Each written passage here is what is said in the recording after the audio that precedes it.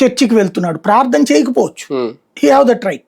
నాస్తికుడు అవ్వచ్చు, హేతువాద అవ్వచ్చు, దానికి ఏం అభ్యంతరం లేదు. కానీ చర్చికి వెళ్తున్నాడు, ఎస్సీ రిజర్వేషన్ పొందుతూ అనుకున్నప్పుడు దానికి సంబంధించిన సాక్ష్య ఎవరైనా కంప్లైంట్ ఇస్తే వెరిఫై చేసి వాళ్ళు అక్కడికి వెళ్తున్నారన్నప్పుడు వాళ్ళకున్న ఎస్సీ రిజర్వేషన్ రద్దు చేస్తా ఈ త్రిసభ్య కమిటీ నిర్ణయం తీసుకోవచ్చు.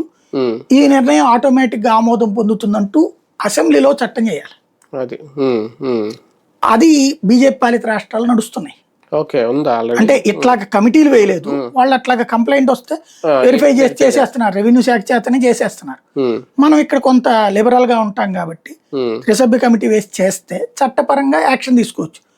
అప్పుడు చాలా వరకు చర్చలకి జనం తగ్గుతారు. కానీ ఎస్సీ ఎస్టీ ఓట్లు పోతాయి వీళ్ళకి, కాబట్టి వీళ్ళు చెయ్యరు.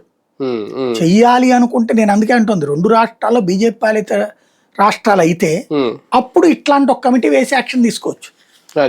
ఇప్పుడు వీళ్ళు ఏమంటున్నారు, చర్చికి వెళ్ళినంత మాత్రాన ఇది అవుతారా అన్నటువంటిది. ఇప్పుడు మీరు అన్నట్టు వాళ్ళు ఇంట్లో పూజ చేస్తారు, ఎలా జడ్జిమెంట్ ఇస్తారు? చంద్రబాబు గారు మసీదుకి వెళ్ళినా లేకపోతే జగన్మోహన్ రెడ్డి గుడికి వచ్చిన సర్టిఫికెట్. కాబట్టి అది ఎవడు ధృవీకరించలేరు. ఈ ధృవీకరణ ఒక కమిటీతో చేయాలి, ఇట్లాంటివి చేయగలగాలి. ఇప్పుడు ఇందులో జరిగిందల్లా ఏంటంటే ఎస్సీ ఎస్టీ కేసు పెట్టడం వల్ల అతను హైకోర్టులో సవాల్ చేసినప్పుడు నేను ఎస్సీని సో అండ్ సో మాల సామాజిక వర్గం ఏదో అంటూ అతను సర్టిఫికెట్ కూడా తెచ్చుకున్నాడు. తెచ్చుకుంటే ఎంఆర్ఓ ఎట్టిస్తాడయా, నువ్వు పాస్టర్ గా చేస్తాను మళ్ళీ ఎంఆర్ఓ సర్టిఫికెట్ ఇచ్చాడంటే ఎస్ నువ్వు పుట్టావు కాబట్టి అదే నువ్వు మతం మారినట్టే అంటే నేను మతం మారలేదంటాడు. మరి పాస్టర్ గా మతం ఎట్టగా లెక్క వస్తుంది అని హైకోర్టు తీర్పిస్తూ సుప్రీంకోర్టు దాకా వెళ్ళాడు.